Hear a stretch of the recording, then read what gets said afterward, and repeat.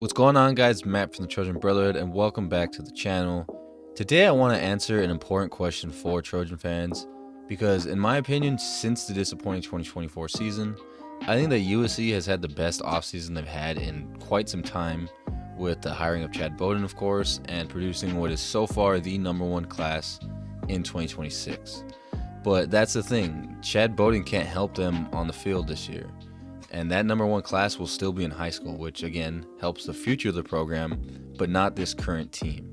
Now, if USC can keep recruiting like this with the coaching they have, I think it's only a matter of time until USC is back in national title contention.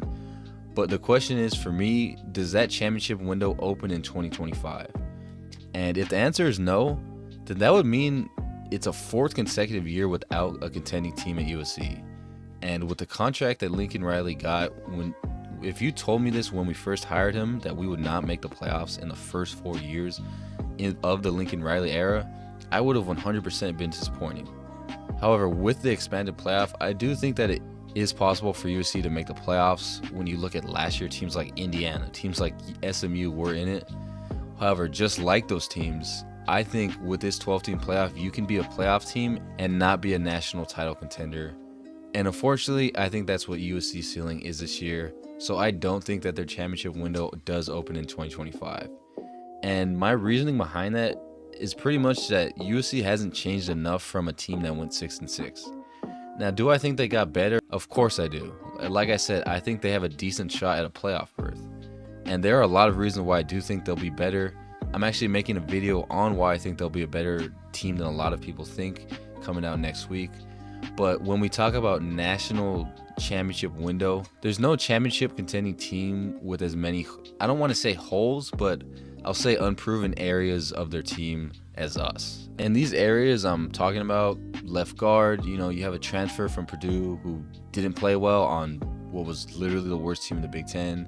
The linebacker depth, Eric Gentry's been injury prone. He's amazing, but he's injury prone.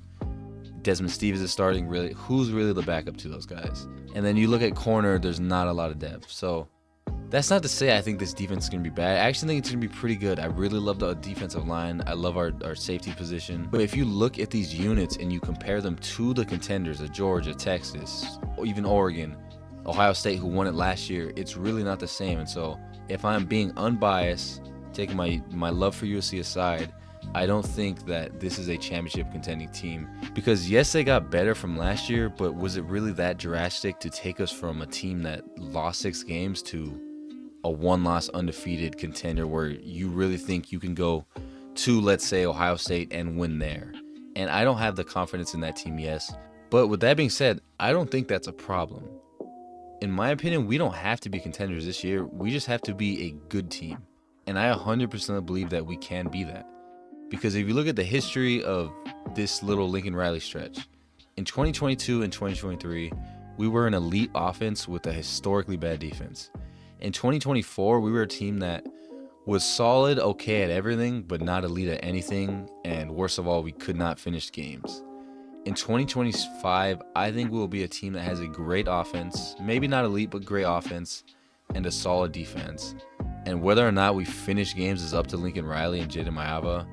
And I think that's really the deciding factor of how this team ends up being, is how we finish games. I think that's the #1 thing. But more on that later, more on that in another video. Overall, I think my thoughts on the 2025 season specifically, and this whole championship window talk, is I don't think they're title contenders this year. I honestly don't think many USC fans think they are. I've seen a lot of the talk on Twitter, Instagram. I think a lot of the fans are expecting 9-3, 10-2. And I'm right there with you guys. I think that's kind of the area I see this team fitting in, because I do think they'll be a solid football team. And that's the first important step. If you can go into next season with some momentum, even if it's just 9-3, 10-2, that's a good season. It's a step up from last season.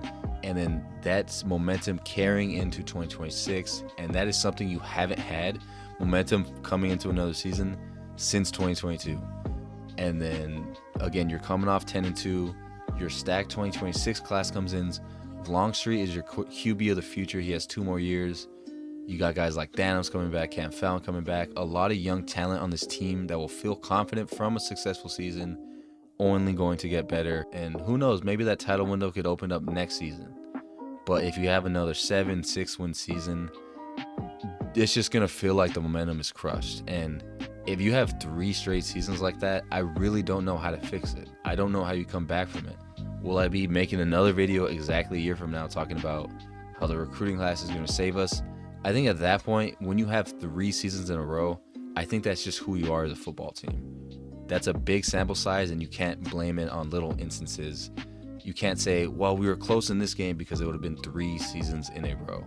But luckily for us, I don't think that will happen. I think we'll have a pretty solid to good year. And honestly, my take on the 2025 season is I think the most important thing is just to keep momentum alive. I think this season feels like the first year of a new USC era, one where we recruit, one where we play defense, one where we run the ball. And in three years so far under Lincoln Riley, we have not had a season that had all of that combined. I think this is the first year of this Lincoln Riley era. And, honestly, I don't know how good this team is going to be, but regardless, I think I'm going to look at it as a development year. But don't get it twisted. There is still a lot I'm optimistic about this season. So that's going to do it for the video today. Stay tuned for my next video where I'm going to talk about that. I'm going to talk about why I think this team can be good and a lot better than last year. And then coming up throughout the whole summer, I'm going to start getting into my position previews all summer long. So I'm going to be breaking down each position group for the Trojans in 2025.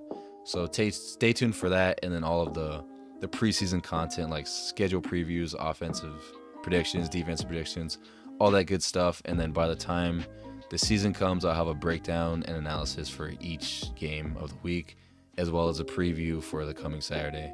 So thank you all so much for watching. Make sure to like and subscribe if you're new, if you enjoyed. And as always, fight on.